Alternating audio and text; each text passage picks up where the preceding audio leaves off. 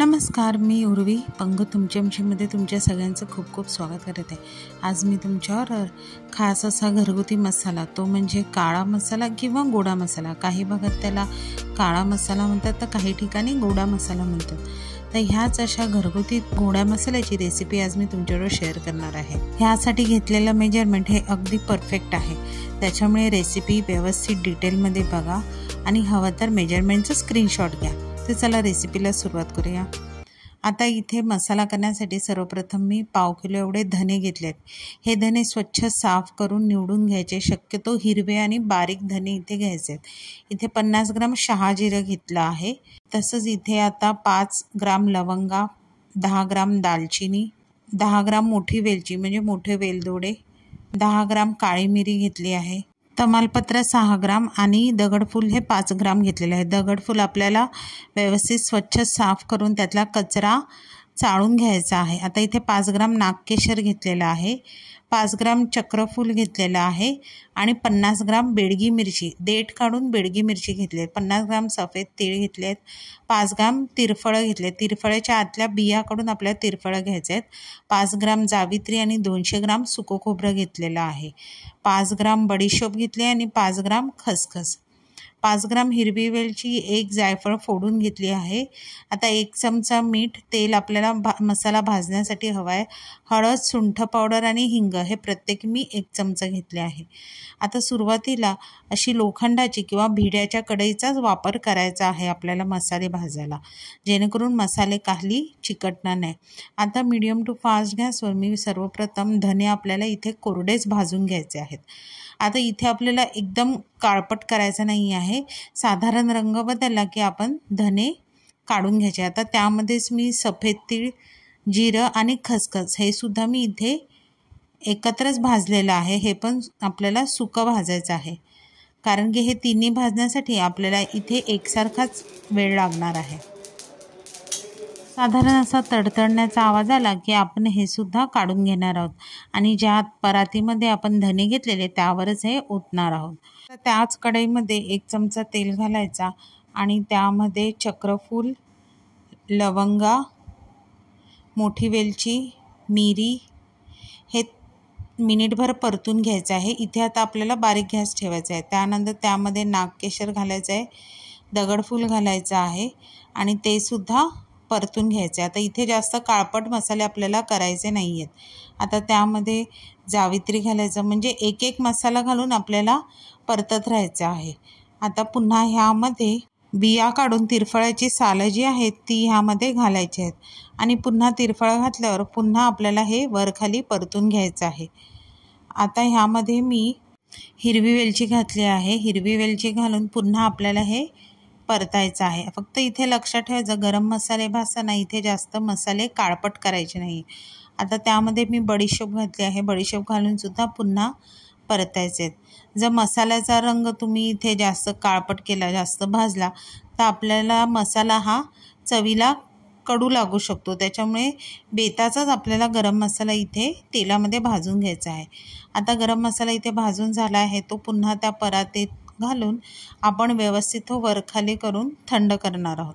आता त्याच कढईमध्ये तेल न घालता मी 200 ग्राम एवढं सुकं खोबरं भाजून घेत आहे। आता इथे फक्त गॅस थोडा मोठा करायचा आणि गरज लागली तरच तुम्ही इथे तेलाचा वापर करायचा। तर इथे मी 1 छोटा चमचा एवढा तेल घालून हे सुकं खोबरं काळपट रंगावर भाजून घ्यायचं आहे।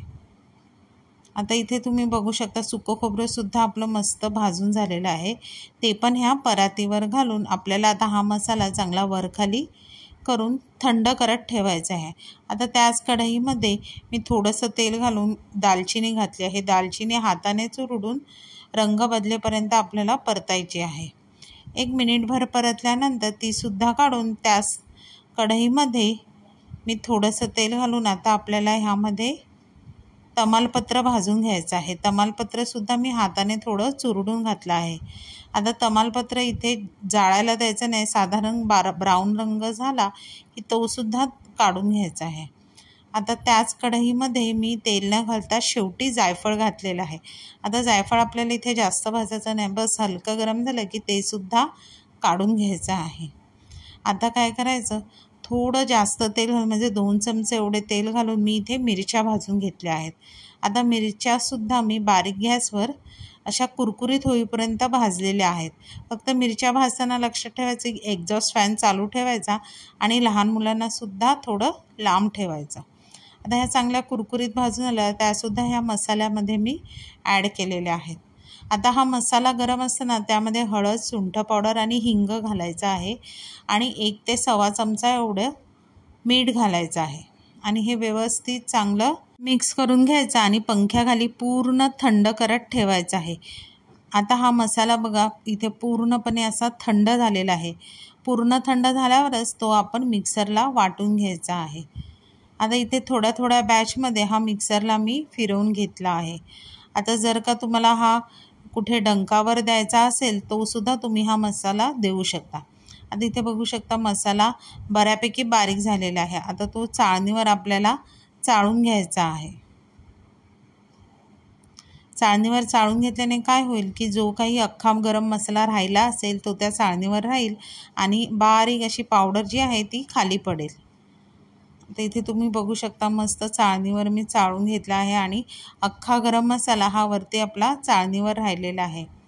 आता पुन्हा दुसऱ्या बॅचला आपण हा मसाला सगळा मिक्सरला लावून घेणार आहोत। आता अशा प्रकारे मी सगळा मसाला मिक्सरला लावून घेतला आहे आणि जो वाटलेला मसाला आहे तो हातानेच व्यवस्थित मिक्स केलेला आहे। आता ह्या चाळणीवर तुम्ही बघू शकता एवढा मसाला राहिलेला आहे जो वाटला गेला नाही आहे। आता काय करायचं, आपण पुन्हा ह्या मिक्सरच्या भांड्यामध्ये जो राहिलेला मसाला आहे तो एकदा फिरवून घेणार आहोत आणि पुन्हा वाटलेला जो मसाला आहे तो चाळणीवर चाळून पुन्हा जी पूड असेल, आता जो काही अख्खा गरम मसाला उरलेला असेल जो वाटला गेलेला नाही तो मी काय करणार आहे एका डब्यामध्ये भरून पुलाव किंवा बिर्याणी किंवा कोळंबी भात ह्यामध्ये तो मी वापरणार आहे। आता हा मसाला पूर्ण वाटून झालेला आहे। आता तो हाताने चांगला मिक्स करून घ्यायचा आहे। आहे बघा आता हा मसाला मस्त मिक्स झालेला आहे आणि माझ्या किचनमध्ये सुद्धा मस्त असा सुवास दरवळत आहे। आता हा मसाला तुम्ही काय करा एका एअरटाईट डब्यामध्ये किंवा बरणीमध्ये भरून तो फ्रीजमध्ये ठेवा। फ्रीजमध्ये ठेवल्याने काय होईल त्याची शेल्फ लाईफ जी असते ती जास्त वाढते, तसाच त्याचा सुवास किंवा त्याला कधीही जाळ्या पडणार नाही आणि त्याचा रंगही उडणार नाही। आता हा जो गोडा मसाला आहे हा तुम्ही वेगवेगळ्या प्रकारच्या उसळींमध्ये, आमट्यांमध्ये, अगदी मसाले भात, खिचडी, कोळंबी भात, कोळंबी बिर्याणी अशा वेगवेगळ्या प्रकारच्या पदार्थांमध्ये वापरू शकता आणि दुसरा कुठलाही मसाला वापरायची गरज तुम्हाला पडणार नाही। मग जर का तुम्हाला ही माझी गोडा मसाल्याची रेसिपी आवडली तर रेसिपीला नक्की लाईक करा, शेअर करा, कमेंट करा।